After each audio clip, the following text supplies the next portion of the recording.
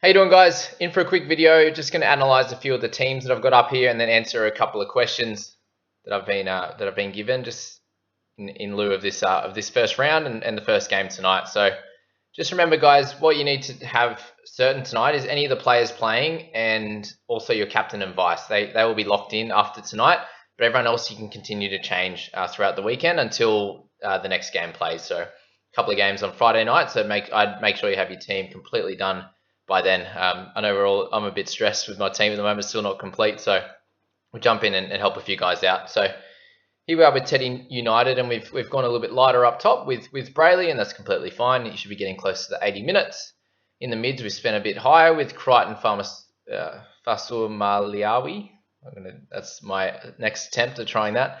And Toyo Harris. We moved to the edge, and we've gone a little bit lighter in Tupanua and Ricky. I think Tupanua is probably slightly undervalued, but won't turn into a keeper at all.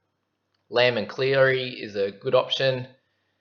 Robertson Avarillo, so spend a little bit light on there, no stress there. And we've got Tex, Tedesco, and Latrell Mitchell.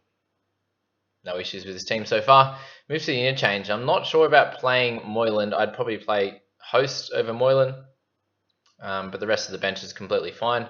We have cover in the centres, the wing fullback, the edge, the mid, and the hooking position. So a fairly well put together side, and I'm pretty happy with that. There's not too much more to say, and that's all we want to look at with the starting side. We can't predict what players are going to get in the first few rounds, so as long as you've worked out where the value guys are and got your guns in certain positions around that, then you're going to be sweet. So I'd probably just change Moylan to Host. So Host should score a bit better than Moylan. But other than that, a really strong side. Well done to Teddy United. Moving on to our next one. Make this a little bit bigger. Cool. All right, this is mean from the Rabbitohs. So we've got McCulloch up top. I'm happy with Watson, Welsh, and and Tino. I'm just going to say Tino is too hard to say. Really, really cool there. That's where a lot of the value is. I see these guys as all being a little bit undervalued, which is cool. You got Crichton and Ricky. Do we have any cover on the bench? No cover on the bench at this stage for the edge, which is slightly annoying, and that's something I'm trying to deal with in my team currently. Cleary and Townsend. I think Townsend has some upside for the first 6 to 8 weeks. Roberts and Avarillo, very similar combination there. Pappenhausen, Tessie New, and Brimson at the back. So yeah, happy with that. There's not a lot of really good options in our wing fullback, so I see that as being fairly decent there. Moving on to the interchange, we've got Little, Turpin, Brayley, and Lodge. Quite happy with that. Simkin, I suppose you're just hoping that he'll play at some point in the year, so one red dot's going to be okay to start your team, and then not playing Laurie in the first game is interesting with Tessie over him, so I'd probably go Laurie first, but yeah, it's again a flip of a coin as to what you want to do there. Spencer Leniu and Utakamanu as well. Yeah, another team that is really solid, just missing some edge cover, which is what my team was missing as well. Not too much further to go on that one. Move on to this one here, and we've got, again, Brayley up top, Crichton, Lodge, and Leniu. So starting with Leniu is interesting because I only expect him to get somewhere in the 30s, and I think in this position you want to have some guys that are going to be scoring a little bit higher, and maybe that is, if we're looking at the bench, playing a Watson, or I think it's going to score a little bit better. So going a bit light on here, but you can see why when they've got guys like Tedesco, Cleary, and Brooks, two really strong edges in Madison for feeder. So something to think about it and see if you can change a little bit around. I haven't got the how much cash we've got on hand, but spending up a bit on Kelly, you could try and spend a little bit more money up here and downgrade a Kelly. But if you're really set on him, then that's completely fine as well. Madison for feeder, great options. Cleary and Brooks, awesome. Tessie, Tedesco, and Laurie, no issues. Jake Turpin, Little, Watson, and Ricky, really good back four in the interchange, and then got some cover with Avarillo, which is cool. I like him as that option. Croker's got some cover there. We've got edge, we got mid, we got hooker. So yeah, pretty happy with the side except for that. That's the only glaring issue. I think a lot of people, even myself, I've just got that one player or so that I'm not exactly keen on, but that's going to happen in the first round when you haven't built up much money making, and it's something you can rectify in the first few weeks. So that's what I'd go with there. All right, this one's blanked out his name there. Turpin, Crichton, Welsh, and Lodge. Yep, happy with that. You got a gun in there. You've got a gun in the edge position with Ricky. Got McCulloch sitting on the bench. There you go. It's a very strong one. Brayley, Watson, Little, and McCulloch. Croker, Fulmayano, Liniu, and Tessinu. So got all the cover there as well, which is great. Ricky Madison, Cleary Brooks, Averillo Momorowski, Tuivasa, Hoy, and Laurie. I really like the makeup of that team. It looks really strong. There's not much more I would say there in regards to that one. And I suppose my biggest one now is just to jump in and talk a little bit about our team. So we've got the people squad here. It's completely finished. We'll pop out a little video on it, analysing it a little bit later. But I just want to talk about what's going to happen with people that are looking to loop.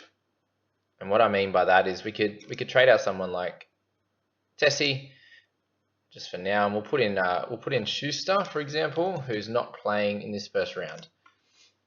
So I had a couple of questions on this one of how to loop and how to get a good score in this first round. So what we're going to do is, if you have a red dot, this is the only way you can do this. And what happens there is if you put him at number 4, right? You're like, oh, I think Tex might score really well, playing a fairly easy team in the first round, but I'm not exactly sure. There's a chance he could get 20, right? You put him at number 5. If he plays the first game of the round or the first couple of games, that's when you need to put him in. So they need to play early. What happens if he comes on, does really well, and gets 40 to 50 points? Then you've got him there, and you'll be able to use his points. So if you leave Schuster at number 4, you will then get Tex Hoy's points for this round. Okay, does that make sense? Other option, if he doesn't go very well at all, you could then bring up a Leniu or Farmasuli and move them up into Schuster's position. And what you'll see is Tex Hoy will stay at number 5 there.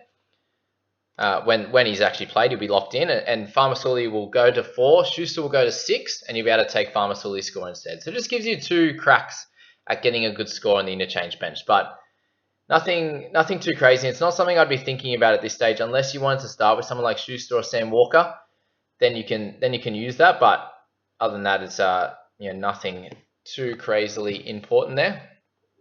And we'll go for a couple more here. I had a couple of questions on Latrell and how important he is to a squad. Look, I think he has a chance of making sort of 5 to 10 points in his average. There's also a chance he can average around 30, like he did last year. But with that opportunity, I think he can move up into keeper status. And if you're picking him, you're wanting him to do that.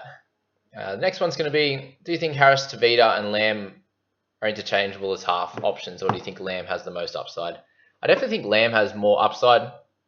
When he has played before, he's scored in the mid 40s to 50 average, and that puts him sort of 10 to 15 points undervalued. Chanel probably has 5 to 10 points in upside, I think. When people are worried about Kiri being the more dominant half, but Lamb's come out and said himself that our roles won't change, being the 6 or the 7. So they're both going to be doing, I think they're both going to have an equal role. And Lamb's got Crichton on his edge. He's got Morris out there. He's got a really strong left edge, and he'll be able to get a bunch of try assists and have some help in the tackling department, even though he's good at that. But he's got Crichton there to help make sure he doesn't miss as many tackles either. So that's that question there. Yes, and another question around the bench being their first year, and just are you able to interchange players once they've locked in? And no, you can't do that. Once they've locked in, you can't move them at all. If they're in the starting side, you can't move them, and that's where we talk about just making sure that over the first few games, if you've got people that are playing in those first few games, pop them, even if they're on the interchange, pop them into your starting side so that you don't have all of your interchange guys played early, and then if you get an injury to one of you guys in the mids, you can't move over a Watson to Lodge, for example, and be able to interchange that. You're going to have to use someone from here. So it might be your 5th reserve, and you might not want them to score exactly for you. You might want to use one of your halves or someone else in another position. So just making sure that you use those guys in your starting side before they play on the interchange. So just interchange them there. It's not an issue. It doesn't change your scoring if they're on the interchange or on the starting side. So don't worry about that too much. Got a question here. I'm damned if I can understand why you and your friends don't want to spend in the centers if you don't have quality scores there, then giving up too much of a head start. Just my opinion. Center is the worst scoring fantasy position. So if you can pick up guys that are around this, like Kelly and Averillo, your Roberts, your Momorowski, these guys, if they're they're a chance of moving up and scoring somewhere in the mid 30s to 40, and that's going to be serviceable enough if you can get some of the top guys in the other positions. If you're spending too much money in the center, then you won't be able to get a Tedesco, a Cook, a Cleary, these type of guys, and I find that to be a bit of an issue. And with centers, you could get the top guy, but if their team has a slower start, he's not going to score as well. A lot of it's based on attacking stats, where the mids and the mids edge and hookers, they're most of theirs is from runs and tackles, with the odd attacking stat, and it doesn't matter too much how the game goes. Whereas if you're in a team that's not going very well, or you happen to have a bad start to the season, you could get a bunch of 20s, and then you've spent 600, 700k on a guy that is meant to average 45, averages 25 to 20 under what they do, and that really stuffs you around. So that's my thoughts on what the amount of money I'd like to spend on center. And Kelly is probably the max that I'd want to do at this stage. All right, thoughts on Gosiewski? I just think he doesn't score well enough even in his big minute games, and we're not sure if he's going to get 50 to 60 minutes. If he does that, then he's a waste of money. I think even at his cheap price, there's a chance that Davey could come in and take his spot. Fulmayano is another one that's a bit of a worry. He's only ever played center and edge, so what kind of how long is he going to get this role? They could change their team really quickly. At 338k or whatever he is, I think he's just a little bit too much. If he's about 270, 280 with the dual position, I think I'd probably bring him in. Under guys like Croker, Leniu, these types of guys. But that's my thoughts on him. It's just, I think that they could change the team at any time, and I think he'll probably have a few decent games and make a little bit of money, but after that, I'm not sure. Got a question. Did you consider Takiaho? And listed all the amazing things he should be doing. Yeah, look, I've considered him. I'm not sure if he's going to be perfect for the squad, just in terms of my fit. I've got like Tino and Welsh in there, and he's just that extra 100 odd K that I don't think I have. I'd rather bring someone in like Fafita, who's more chance of averaging 60, I think, than what Takiaho is.